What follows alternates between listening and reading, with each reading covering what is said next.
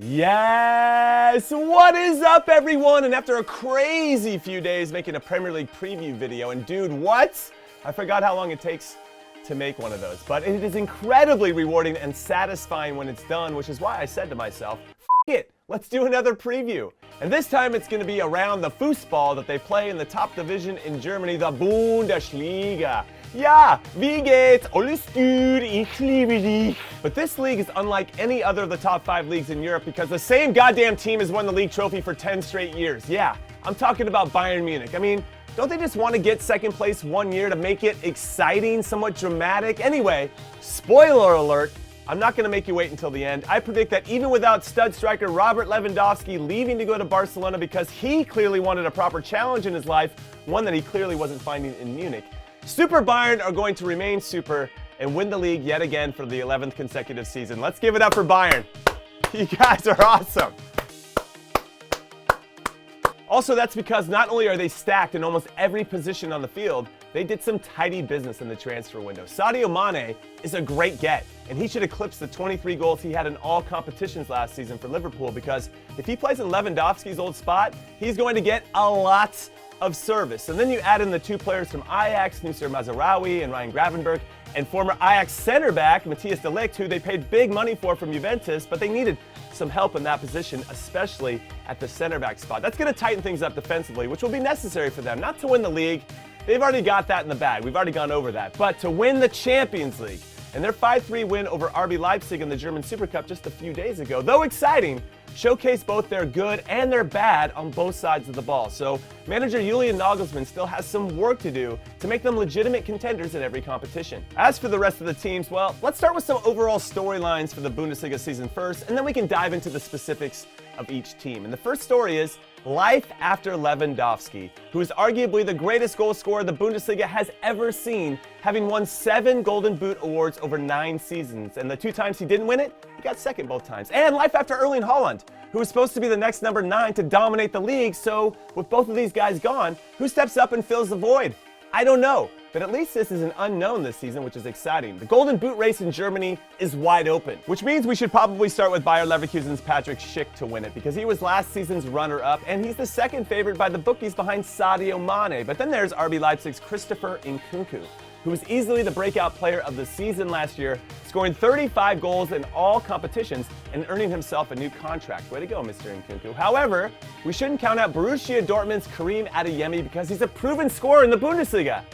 The Austrian Bundesliga. He scored 26 league goals for RB Salzburg over the last 2 seasons, which isn't bad for a 20-year-old, but I fear he might have to share time with Daniel Malen, who's looked very sharp this preseason, probably knowing he has a good chance of being the number 1 guy for the black and yellow due to Haaland leaving, Adeyemi's youth, and the unfortunate news of new teammate Sebastian Aller's testicular cancer diagnosis, which sees the former West Ham and Ajax striker on the sideline for quite some time. But thankfully, they caught it early enough that he should fully recover. Also, another fun fact before we do a little whip around of all the teams, there are only 2 managers currently in the Bundesliga that have won the league title before. One is Julian Nagelsmann, who just won it for the first time last season with Bayern, though.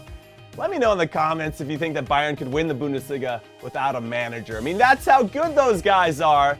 Okay, fine, sorry for the disrespect, Julian Nagelsmann. I'm just a little bit jealous because it would be fun to manage a team of that quality. And the other manager is Niko Kovac, who also won it with Bayern before he got sacked and went to Monaco. He's now in charge of Wolfsburg. So I just thought you'd want to know that.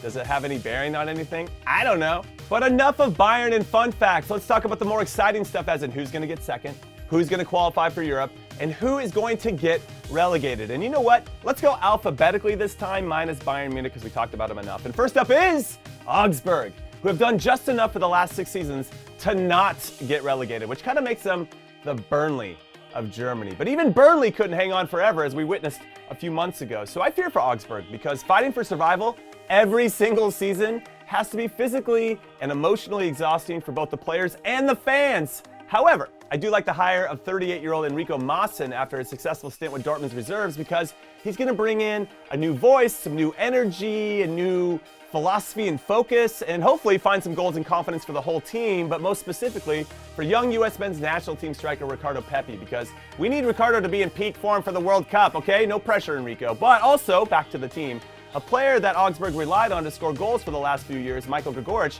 has left to go to Fryeburg. And those could be too big of shoes to fill, but I'm going to stay positive. Ricardo Pepi's going to fill that void. Augsburg's going to finish in 16th to go into the promotion relegation playoff that they have in Germany. And then they're going to win that to stay up once again, and then continue to do the same thing over and over and over. And now let's talk some Bayer-Leverkusen, or as they're known to many, Bayer-Neverkusen, because they never win anything. They're like the Spurs of Germany. Lots of hype, lots of talent, especially with their young superstar Florian Wirtz, but no trophies to show for it. Now, after finishing in a respectable third last season, which sees them qualify for the Champions League for the first time since 2019, I'm curious to see if they can go one better and finish in second, and perhaps even put some pressure on Bayern in first, because they definitely have the quality to do so. They just lack a little consistency. They'll go on these great runs, winning 4, 5, 6, 7 games in a row. They'll easily win their Europa League group, but then somehow lose to a lower division team in the German Cup, which, by the way, they just did again this season. They just lost this past week 4-3 in the first round of the DFB Pokal to Elversberg. Have you ever heard of Elversberg? No, you haven't. They play in the German 3rd division. So this is exactly what I'm talking about. So when I think about my prediction, I'll say they'll show us glimpses of their brilliance to make us believers that it is maybe possible for them to do something fantastic and miraculous, and then they'll finish in 4th. And now let's chat some Bochum, who enjoyed a fantastic time back in the top flight after 11 years away, with big wins over Bayern and Dortmund, which were the obvious highlights of the last season, as they comfortably finished 9 points above the relegation zone. The onus now, however, on club legend and manager Thomas Rees is figuring out that second season syndrome where you can't surprise anyone as the new team, kind of like Leeds last season where they almost bottled it and got relegated. And with them losing both of their starting center backs to Mainz and Southampton respectively, I really feel like those are pretty important players and an important part of the field. So this season could be a difficult one, and I think they're going to get relegated. I hate to say it, but that's what I'm going with, 18th. Oh yeah, it's black and yellow, black and yellow, black and yellow. Borussia Dortmund, who we've discussed already a little bit in terms of the firepower that they have up top. But let's be honest, they're only going to be as good as their defense. And with the additions of Niklas Süle from Bayern and Nico Schlotterbeck at Fryeburg, and with the reinsertion of Edin Terzic as manager when he should have gotten the job in the first place, Marco Rose was an absolute disaster. Sporting director Sebastian Kiel has strengthened his team in every line of the field and on the sideline. Now, they just need to stay healthy. And I'm looking at you, Marco Reus and American international Gio Reyna, so they can finish second again for the 5th consecutive season, which I believe they will. And what? How many teams start with B in this league? Scheisse! Anyway, let's give some love to Borussia Mönchengladbach. Not only because they have a mouthful of a name, but because after finishing in the top 4 3 seasons ago, they have finished 8th and 10th since then. So they decided to roll the dice this summer and hire Daniel Farke, who was a tremendous manager of Norwich City and helping them get promoted from the championship with his high pressing and possessing style. But once he got into the Premier League, he focused on surviving, and all the high energy fun stuff that I thought that he was known for went away, and that kind of sucked. So I hope we get the entertaining Daniel Farke with this group of players, not the pragmatic, boring one. So with a new manager coming on and some core players going out in Ginter and Brio Limbolo, I'm thinking it's going to be a rebuilding year. I'll say 12th. Now it's time for Eintracht Frankfurt, who despite finishing in 11th last season, were the surprise winners of the Europa League, beating Rangers in the final, if you remember that. Feels like a lifetime ago, which means they automatically qualify for this season's upcoming Champions League, which on one hand has to be considered a blessing for financial purposes and prestige and recruiting top players, but also a curse on the other, because how do you balance playing well in multiple competitions if you don't have the depth because you don't have the budget? Though we could argue they just got the budget by getting into the Champions League and winning the Europa League, and they just won the Europa League, so they clearly have the depth. Now, I do appreciate them making moves in the transfer window, specifically getting Mario Götze. Nice to see him back in Germany. I think it'll help them, especially against teams that sit in a low block. They struggled against those sides last season, especially at home. So some crafty players are going to be necessary for them to get some diversity in their attack. But will it be enough for them to make noise domestically and in Europe?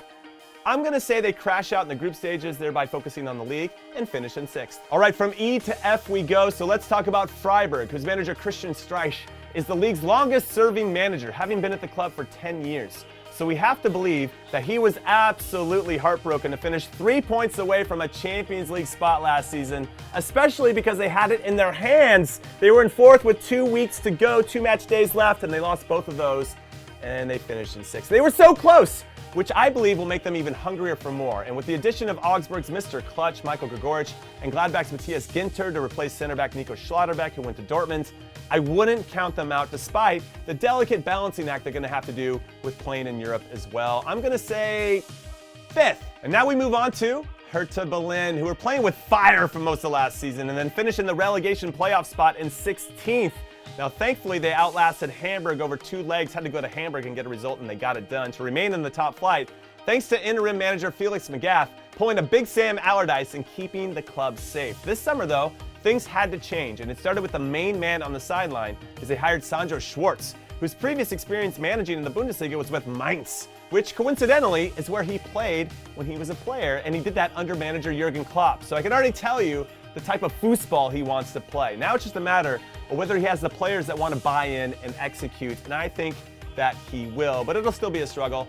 I'll say 13th. And now we move from Hertha to Hoff. David Hasselhoff, that is, and can any of my German friends tell me if David Hasselhoff is still a big deal in Germany and why he was a big deal in the first place? And secondly, can you let me know why Hoffenheim isn't cashing in on the easy David Hasselhoffenheim merch?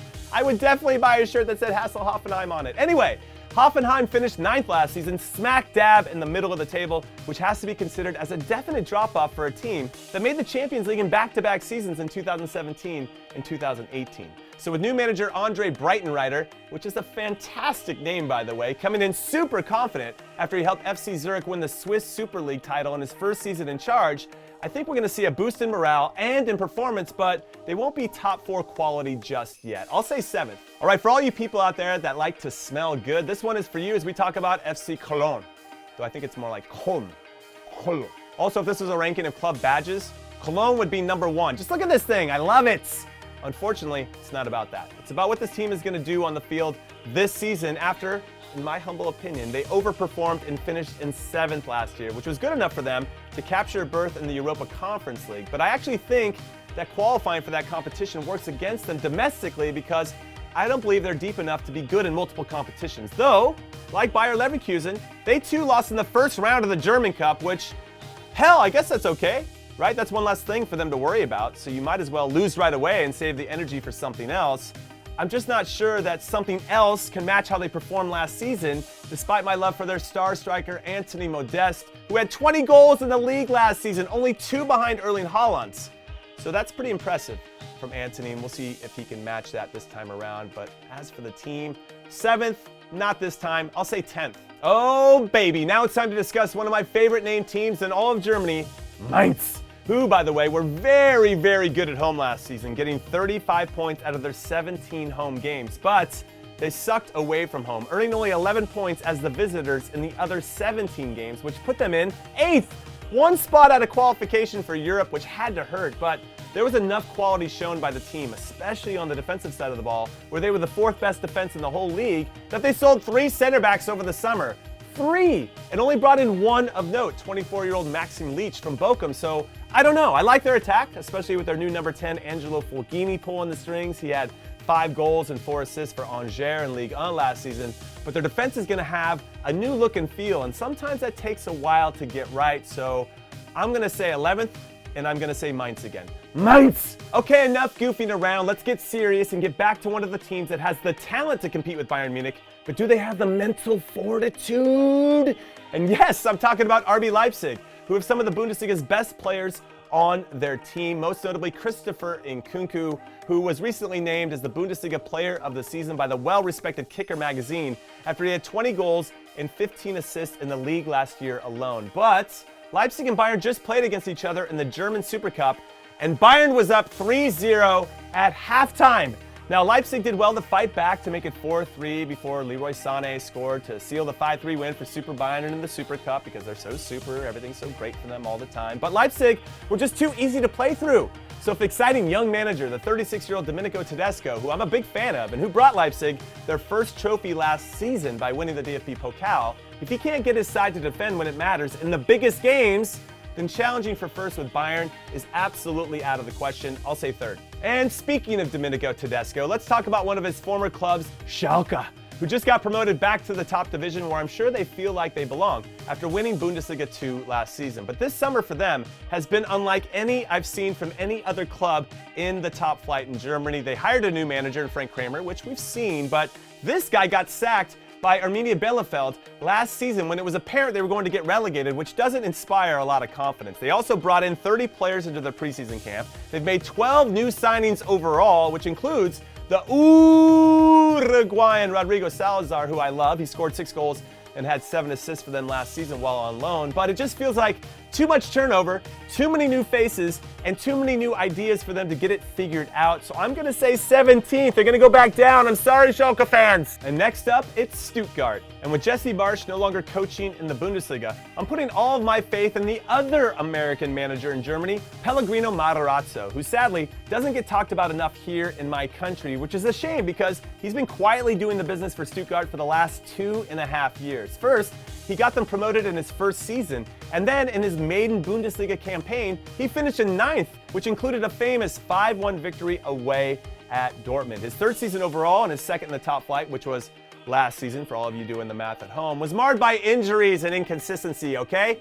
And those are my excuses as they survived relegation on a dramatic final day and ended up in 15th. But here is what's going to happen for this season. After scoring the second least amount of goals last year, they're just going to simply score more with the help of new signing Juan Jose Perea, who's coming off a season of scoring 10 goals in Greece, and they're just going to get more production from everybody else on the squad, and they're going to finish comfortably in 14th. I know it's not that sexy. You think I was going to go like 9th or whatever, but 14th, just a little bit better than the season before, but not in the relegation zone, and isn't that what matters? And ooh, yeah, it's Union Berlin time, who I believe have one of the best managers in all of Europe in Urs Fischer. And that's because since bringing them up to the Bundesliga 3 seasons ago, he's finished in 11th, then 7th, and now in 5th, only losing out on a Champions League spot to 4th place Leipzig on the final day last season, which isn't bad for a team that was in the 4th tier of German Fußball about 10 years ago.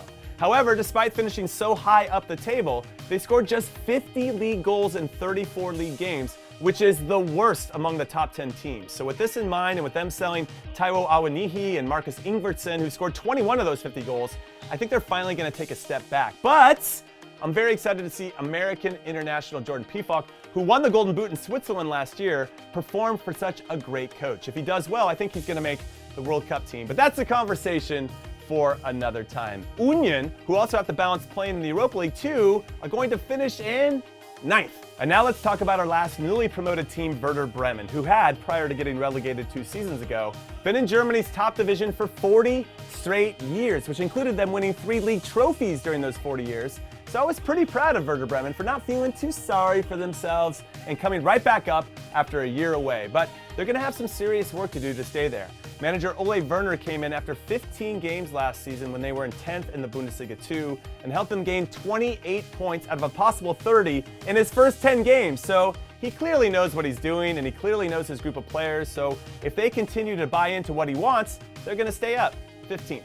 And finally, last on the alphabetical list in the Bundesliga is Wolfsburg, who after finishing in 4th 2 seasons ago, which saw them play in the Champions League last season, and the word play might be a little strong because they got last in one of the most manageable groups. They had Lille, Sevilla, and RB Salzburg, and they only won 1 game. Super disappointing. But that pretty much summed them up overall, and they finished in 12th domestically. This summer, though, they brought in Niko Kovac, who did well with Monaco after getting sacked by Bayern Munich, and that Bayern Munich team then turned to Hansi Flick, and he won every trophy imaginable. So you want to think, or like to think, that Kovac will be hungry to prove himself once again in Germany.